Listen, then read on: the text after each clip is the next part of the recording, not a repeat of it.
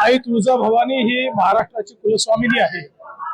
प्रत्यक्ष छत्रपतींना, छत्रपती शिवरायांना आई तुळजाभवानींचा आशीर्वाद होता आणि त्यांनी हिंदवी स्वराज्याची स्थापना केली, रयतेचं राज्य आणलं।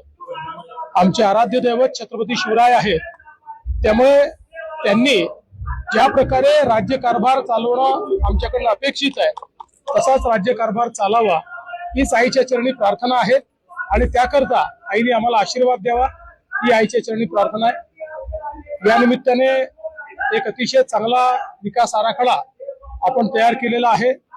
मंदिराचं काम देखील चालू झालेलं आहे। राणा जगजित सिंगजी यांनी स्वतः त्याच्यामध्ये खूप चांगलं लक्ष घातलेलं आहे।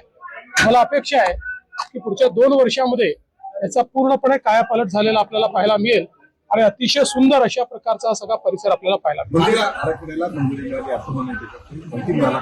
आराखड्याला मंजुरीच आहे, त्यात काही टेक्निकल गोष्टी आता फक्त अंतर्भूत करायच्या, तेवढं झालं की सगळी मंजुरी होणार आहे। पण त्याची वाट न पाहता आम्ही तात्काळ जी महत्वाची कामं आहेत त्याच्याकरता पैसा रिलीज करतो।